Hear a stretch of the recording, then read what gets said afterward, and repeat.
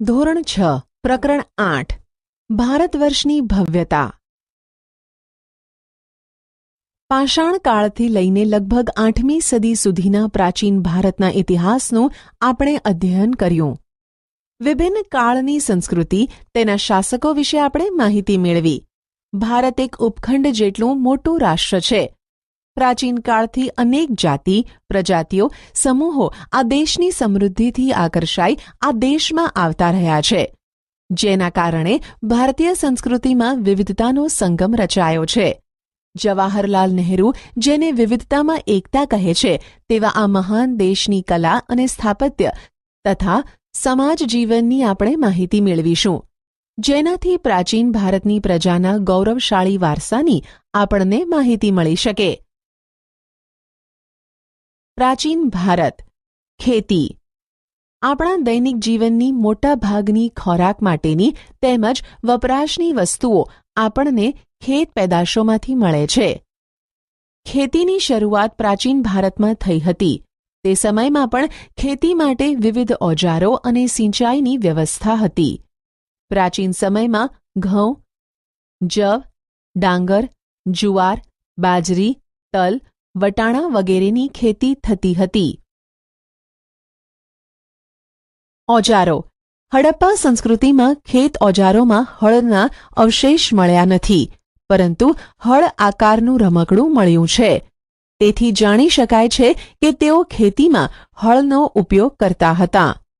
આશરે 2500 વર્ષ પહેલાના સમયથી ખેતી માટે લોખંડના સાધનોનો ઉપયોગ વધતો જતો હતો, જેમાં જંગલોને સાફ કરવા માટે કુહાડીઓ, હળના ફણા, ફાલનો પણ સમાવેશ થાય છે. આ ઉપરાંત દાતરડું, કુહાડાથી તેઓ પરિચિત હતા. સિંચાઈ. સમૃદ્ધ ગામડાઓ વગર રાજાઓ અને તેમના રાજ્યનું ટકી રહેવું મુશ્કેલ હતું. જે રીતે ખેતીના વિકાસ માટે નવા સાધનો અને ધરુરોપણ મહત્વપૂર્ણ પગલાં હતા, તેવી જ રીતે સિંચાઈ વ્યવસ્થા પણ ઘણી ઉપયોગી સાબિત થઈ. આ સમયે સિંચાઈ માટે નહેરો, કૂવા, તળાવો તથા કૃત્રિમ જળાશયો બનાવવામાં આવ્યા. પ્રાચીન ભારત. ગ્રામીણ જીવન. ઉત્તર ભારત અને દક્ષિણ ભારતમાં ગ્રામીણ જીવન આ પ્રમાણે હતું. ભારતના ઉત્તર ભાગના ગામનો વડો ગ્રામભોજક કહેવાતો. સામાન્ય રીતે એક જ પરિવારના લોકો આ પદ પર પેઢીઓ સુધી રહેતા. આ પદ વંશ પરંપરાગત હતું. ગ્રામભોજક મોટા ભાગે ગામનો સૌથી મોટો જમીન માલિક હતો. આ જમીન માલિક ભાડૂતી માણસો રાખી ખેતી કરાવતો હતો. રાજા પણ ગામડાના કરવેરા ઉઘરાવવાનું કાર્ય તેમને સોંપતા. તે કાયદા અને વ્યવસ્થાની સ્થિતિ પણ સંભાળતા. દક્ષિણ ભારતમાં 3 પ્રકારના લોકો રહેતા હતા: મોટા જમીનદારો, નાના ખેડૂતો અને જમીન વિહોણા મજૂર એટલે કે દાસ. નગર જીવન. મોટા ભાગના શહેરો 2500 વર્ષ પહેલા મહાજનપદોની રાજધાની હતા. આ શહેરો કિલ્લાબંધીથી સુરક્ષિત હતા. ઘણા શહેરોમાં વલયકૂપ પ્રાપ્ત થયા છે, જે કૂવા તરીકે ઓળખાતા. આ વલયકૂપ શૌચાલય, નીક અથવા કચરાપેટી માટે ઉપયોગમાં લેવાતા હતા. ગ્રામીણ અને નગરના લોકો ખોરાકમાં ઘઉં, જવ, ચોખા, દૂધ, દહીં, ઘી, ફળફળાદી તથા માંસ માછલીનો ઉપયોગ કરતા. પુરુષો અને સ્ત્રીઓ સામાન્ય રીતે 2 વસ્ત્રો પહેરતા. શરીરના નીચેના ભાગનું વસ્ત્ર નીવી અને ઉપરના ભાગનું વસ્ત્ર વાસ કહેવાતું. ક્યારેક ઉપરના વસ્ત્ર ઉપર દુપટ્ટા જેવું અધિવાસ લપેટતા. પ્રાચીન ભારતમાં કલા. ઇતિહાસવિદો કલાને 2 ભાગમાં વહેંચે છે: 1 લલિત કલા અને 2 નિદર્શન કલા. લલિત કળામાં ચિત્ર, સાહિત્ય, સ્થાપત્ય, સંગીત, માટીકલા વગેરેનો સમાવેશ થાય છે, જ્યારે નિદર્શન કલામાં નૃત્ય અને નાટકનો સમાવેશ થાય છે. આપણે આ બાબતોને વિગતે જોઈશું.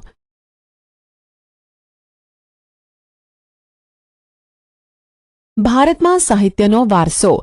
ભારતીય સાહિત્ય ધાર્મિક, ધર્મેતર અને વિદેશી મુસાફરોના વર્ણનોને એમ 3 ભાગમાં વહેંચાયેલું છે. ધાર્મિક સાહિત્ય. ભારતના સૌથી પ્રાચીન ધાર્મિક સાહિત્યમાં વેદોનો સમાવેશ થાય છે. તેમની સંખ્યા 4 છે: ઋગ્વેદ, યજુર્વેદ, સામવેદ અને અથર્વવેદ. વેદોને સમજાવવા માટે બ્રાહ્મણ ગ્રંથો અને આર્યણકોની રચના કરવામાં આવી, જેમાં શતપથ બ્રાહ્મણ, ગોપથ બ્રાહ્મણ અને બૃહદારણ્યક સૌથી અગત્યના ગણાવી શકાય.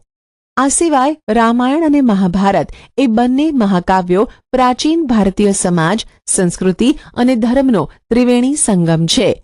વેદવ્યાસ રચિત મહાભારત પ્રારંભમાં જય સંહિતાથી ઓળખાતું, જે વિકસતું જતા 1,00,000 શ્લોકનું મહાભારત થયું. તે જ રીતે વાલ્મીકી રચિત રામાયણમાં ભગવાન શ્રીરામની કથાની સાથે આદર્શ સમાજ જીવન અને નૈતિક ધોરણોનું ચિત્રણ થયેલું છે.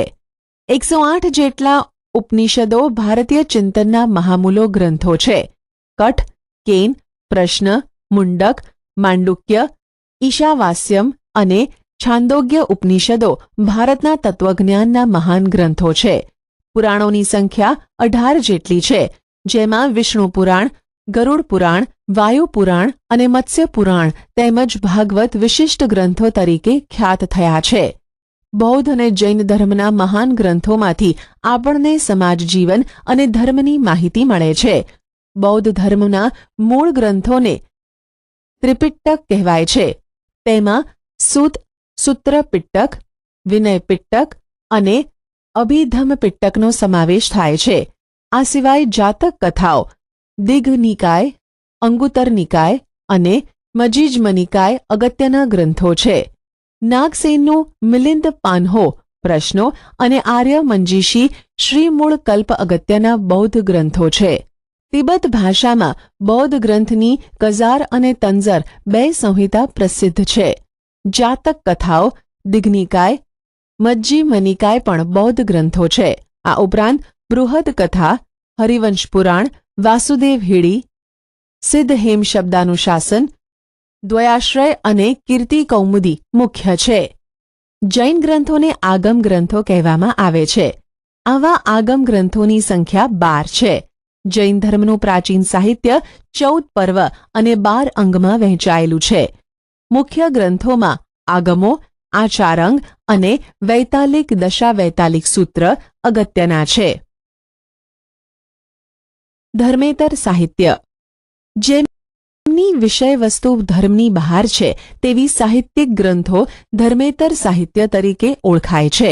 તેમાં મોટે ભાગે કાવ્યો, નાટકો, પ્રશસ્તિઓ, વ્યાકરણ ગ્રંથો અને સ્મૃતિઓનો સમાવેશ થાય છે. આ સ્મૃતિઓ એ ભારતના કાયદા ગ્રંથો છે, જેમાં મનુસ્મૃતિ, યાજ્ઞવલ્ક્ય સ્મૃતિ અને નારદ સ્મૃતિનો સમાવેશ થાય છે. કૌટિલ્યનું અર્થશાસ્ત્ર પણ કાયદા ગ્રંથ છે. પ્રાચીન ભારતમાં મોટા પ્રમાણમાં નાટકો અને કાવ્યોની રચના થઈ છે, જેમાં મહાકવિ ભાસ, કાલિદાસ, શુદ્રક, ભારવી જેવા મહાન સાહિત્યકારોનો સમાવેશ થાય છે. આવા અગત્યના મહાકાવ્યો અને નાટકોમાં અભિજ્ઞાન શાકુંતલમ, રઘુવંશમ, મેઘદૂતમ, કિરાતાર્જુનિયમ, સ્વપ્ન વાસવદત્તમ અને મૃચ્છકટિકમ વગેરેનો સમાવેશ થાય છે.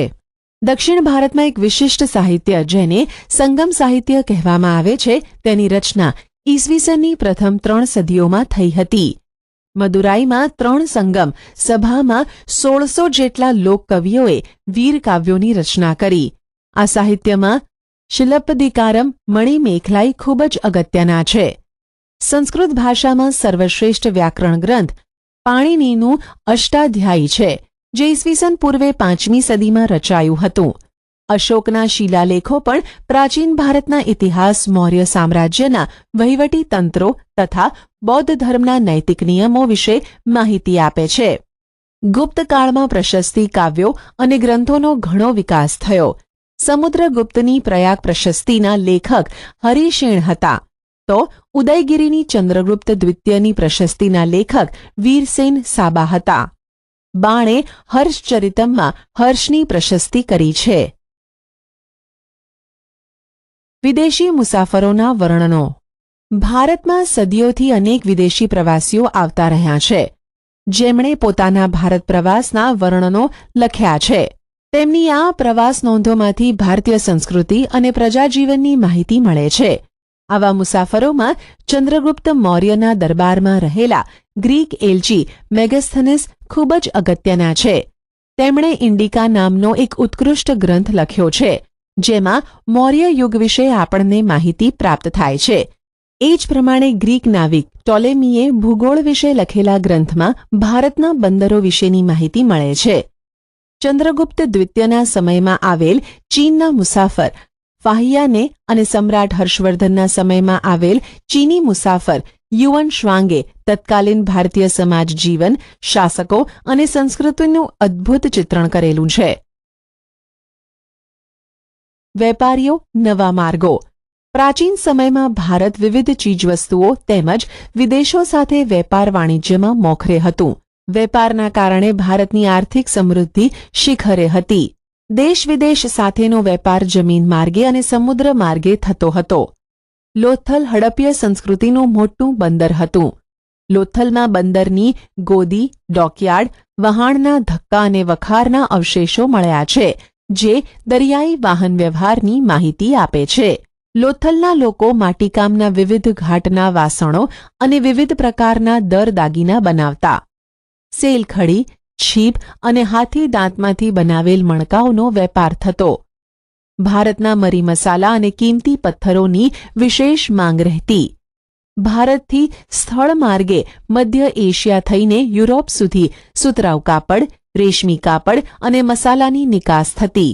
ખંભાત, ભરૂચ, સોપારા અને તામ્રલિપ્તિ જેવા આંતરરાષ્ટ્રીય બંદરોના માધ્યમથી વિશ્વના પૂર્વ અને પશ્ચિમ ભાગમાં સુતરાઉ કાપડ, રેશમી કાપડ, મસાલા, તેજાના, ઇમારતી લાકડાની નિકાસ થતી, જ્યારે સોનું, ચાંદી અને અન્ય ચીજોની આયાત થતી. ચીનથી વેપાર અર્થે કેટલાક લોકો દૂરના વિસ્તારોમાં પગપાળા કે ઘોડા ઉપર જતા હતા. તેઓ સાથે રેશમ કાપડ પણ લઈ જતા હતા. તેઓ જે માર્ગે મુસાફરી કરતા હતા તે માર્ગ રેશમ માર્ગ એટલે કે સિલ્ક રૂટ તરીકે જાણીતો બન્યો હતો. મુખ્યત્વે ચીન, ભારત, ઈરાન, અરબસ્તાન, ગ્રીક અને રોમના વેપારીઓ આ વેપાર માર્ગ સાથે સંકળાયેલા હતા. દક્ષિણ ભારતના બંદરો કાળા મરી અને અન્ય તેજાનાની નિકાસ માટે જાણીતા મુખ્ય કેન્દ્રો હતા. પ્રાચીન ભારતમાં ચિત્રકલા. ચિત્ર મનુષ્યના મનોભાવને પ્રગટ કરતું વિશિષ્ટ માધ્યમ છે. સાથે સાથે તે જે તે સમયની વાસ્તવિક પરિસ્થિતિનું પણ ચિત્રણ કરે છે. ભારતમાં સૌથી જૂના ચિત્રો પાષાણ યુગના મળી આવે છે. મધ્યપ્રદેશમાં ભીમબેટકા નામના સ્થળેથી પાષાણ યુગના સમયની આદિમ જનજાતિએ દોરેલા 500 કરતાં પણ વધારે ચિત્રો મળી આવેલ છે, જે આજે પણ એટલા જ જીવંત છે. આ સિવાય અજંતા, ઇલોરા અને બાઘની ગુફાઓમાં તથા અમરાવતીમાં ભારતીય સંસ્કૃતિ સાથે સંકળાયેલા ચિત્રો મોટા પ્રમાણમાં મળી આવે છે. અજંતા ઇલોરાના ચિત્રો વિશ્વવિખ્યાત છે, જેમાં બુદ્ધની જાતક કથાઓ અને બુદ્ધની સાધનાને ચિત્રોમાં વ્યક્ત કરવામાં આવ્યા છે. પદ્મપાણીનું વિશ્વવિખ્યાત ચિત્ર ભારતીય સંસ્કૃતિનું ઘરેણું છે, તો ઇલોરાનું શિવ મંદિર એક જ શિલામાંથી કોતરેલું મહાન શિલ્પ છે. પ્રાચીન ભારતમાં શિલ્પ અને સ્થાપત્ય. હડપ્ય સભ્યતામાં જોવા મળતું નગર આયોજન એ ભારતીય સ્થાપત્યના વિશ્વપ્રસિદ્ધ નમૂના છે.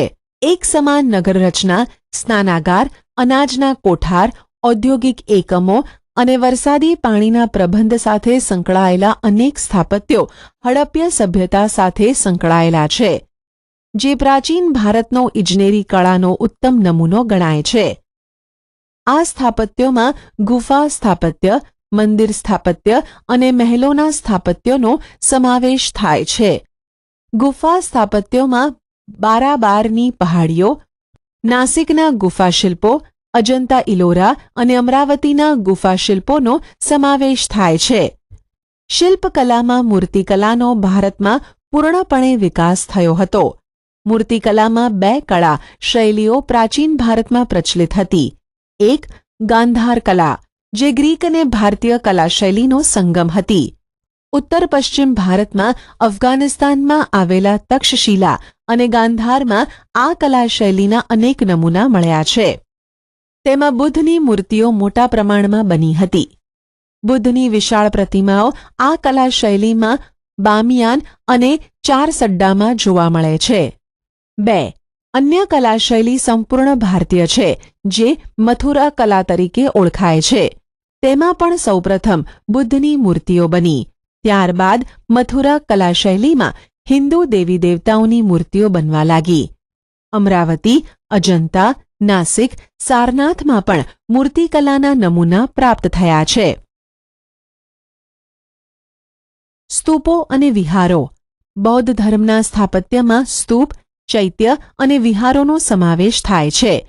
ગૌતમ બુદ્ધના નિર્વાણ બાદ તેમના જીવનની યાદગીરી રૂપે સ્તૂપ નિર્માણ શરૂ થયું. સૌપ્રથમ વજીજ સંઘમાં આ સ્તૂપોનું નિર્માણ થયું. સ્તૂપ એટલે નાના ગુંબજ આકારનું અંડાકાર સ્થાપત્ય, જેમાં મધ્યમાં બુદ્ધના અવશેષોને ડાબડામાં રાખવામાં આવતા અને બૌદ્ધ ધર્મીઓ ત્યાં ધ્યાન ધરતા.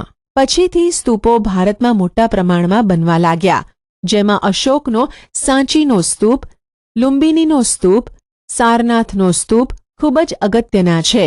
અશોક પછીના સમ્રાટોએ પણ સ્તૂપ નિર્માણની પરંપરાને જાળવી રાખી. સાંચીના સ્તૂપ ફરતે કાષ્ઠ નિર્માણ કરવાનું કાર્ય શુંગ વંશના રાજાઓએ કર્યું. કનિષ્કે પુરુષપુર, પેશાવરના એક વિશાળ સ્તૂપ, જેને શાહજી કી ડેરી કહેવામાં આવે છે, તેનું નિર્માણ કરાવ્યું. સ્તૂપની આસપાસ પ્રદક્ષિણા પથ હોય છે. ચૈત્યો પણ પછીથી બૌદ્ધ કલાનું બહુ જ મોટું કેન્દ્ર બન્યા. ચૈત્યો ગુફાની જેમ પર્વત કોતરીને બનાવવામાં આવતા. ચૈત્યોમાં ગુફામાં જ હારબંધ સ્તંભો, દરવાજા, વિશાળ પ્રાર્થના મંડપ વગેરે કોતરીને તેને મંદિરનો આકાર આપવામાં આવતો તથા પ્રાર્થના ગૃહ તરીકે તેનો ઉપયોગ થતો. સ્તંભો ઉપર બારીક કોતરકામ કરવામાં આવતું. અમરાવતી, ભજ અને કાર્લેના ચૈત્યો વિશ્વવિખ્યાત થયા છે. બૌદ્ધ અને જૈન સાધુઓને રહેવા માટે પર્વત કોતરીને ગુફાઓ બનાવવામાં આવતી અને તે સ્થળો વિહાર તરીકે ઓળખાતા. જૈન અને બૌદ્ધ સાધુઓ આ વિહારોમાં રહીને અધ્યયન કરતા. યુઅન શ્વાંગે ઉત્તર ભારતમાં અને ગુજરાતમાં 100 જેટલા વિહારો હોવાનું નોંધ્યું છે. જૈન સ્થાપત્ય કલા સાથે પણ મૂર્તિઓ અને વિહારો જોડાયેલા છે. શ્રવણ બેલગોડામાં આવેલી ગોમતેશ્વરની જૈન મૂર્તિ વિશ્વવિખ્યાત છે. જૈન ધર્મના સાધુઓ અને બૌદ્ધ ભિક્ષુઓના નિવાસ માટે પહાડોમાં સંખ્યાબંધ ગુફાઓ બનાવવામાં આવી હતી. આવી ઘણી ગુફાઓ ગુજરાતમાં આવેલી છે, જેની માહિતી તમારા શિક્ષક પાસેથી મેળવો. શિક્ષણનો વારસો. હડપ્ય સભ્યતાનો વિસ્તાર અને તેની વિકસિત નગર વ્યવસ્થા જોતા એમ કહી શકાય કે ભારતમાં ઉચ્ચ શિક્ષણ અને ટેકનિકલ શિક્ષણ 4000 વર્ષથી અપાઈ રહ્યું છે. મોહેન્જો દડોમાંથી શિક્ષણ સંસ્થાના અવશેષ પ્રાપ્ત થયા છે. આ સભ્યતા કાંસ્ય સભ્યતા તરીકે પણ ઓળખાતી, એટલે કે તેઓ કાંસુ બનાવવાની ટેકનોલોજી જાણતા. આમ કહી શકાય છે કે રસાયણશાસ્ત્રનો વિકાસ થયો હશે. કિલ્લા, મકાનો, સ્નાનાગાર, રસ્તા, સિવિલ ઇજનેરી તંત્રનો વિકાસ દર્શાવે છે. કાપડ વણાટ અને વહાણવટાનો વિકાસ દર્શાવે છે. યાંત્રિક ઇજનેરી તંત્ર હડપ્ય સંસ્કૃતિના સમયથી જ ભારતમાં પાંગરતું રહ્યું છે. પ્રાચીન ભારતમાં શિક્ષણ આપતી 5 વિદ્યાપીઠો, જેને આપણે યુનિવર્સિટી કહી શકીએ, તેના અવશેષો મળી આવ્યા છે. ઉત્તર પશ્ચિમ ભારતના ગાંધાર ક્ષેત્ર પાસે તક્ષશિલા મહાન શૈક્ષણિક તીર્થસ્થાન હતું. અહીંયા નીતિશાસ્ત્ર, સંસ્કૃત વ્યાકરણ, ખગોળ અને જ્યોતિષ, હિન્દુ ધર્મ અને દર્શનનું શિક્ષણ અપાતું. પાણીની, ચાણક્ય, ચંદ્રગુપ્ત, જીવક જેવા મહાન દાર્શનિકો અને શાસકો આ જ શિક્ષણ સંસ્થામાંથી ખ્યાતિ પામ્યા હતા. બિહારમાં આવી જ એક શિક્ષણ સંસ્થા નાલંદા વિદ્યાપીઠ તરીકે ખ્યાત હતી. યુઅન શ્વાંગે પણ તેની મુલાકાત લીધી હતી. અહીંયા પણ હિન્દુ અને બૌદ્ધ દર્શનશાસ્ત્રોનું શિક્ષણ આપવામાં આવતું હતું. નાલંદા વિશ્વવિદ્યાપીઠના આચાર્ય નાગાર્જુન મહાન રસાયણશાસ્ત્રી હતા. તેમણે પારાની ભસ્મ બનાવીને ઔષધિ તરીકે વાપરવાની શરૂઆત કરી. ગુજરાતમાં 6મી-7મી સદીમાં વલભીમાં મહાન વિદ્યાપીઠ હોવાના પુરાવા પ્રાપ્ત થયા છે. તેના વિશે પણ યુએન શ્વાંગે ખાસ્સું લખાણ કર્યું છે. અહીંયા દૂર દેશાવરથી અનેક વિદ્યાર્થીઓ વિદ્યા પ્રાપ્ત કરવા આવતા. પ્રવેશ માટે વિદ્યાર્થીઓએ પ્રવેશિકાની પરીક્ષા આપવી પડતી. ત્યારબાદ આચાર્યો લેખિત પરીક્ષા લઈ રૂબરૂ મુલાકાત સમાલાપ માટે આગળ મોકલતા.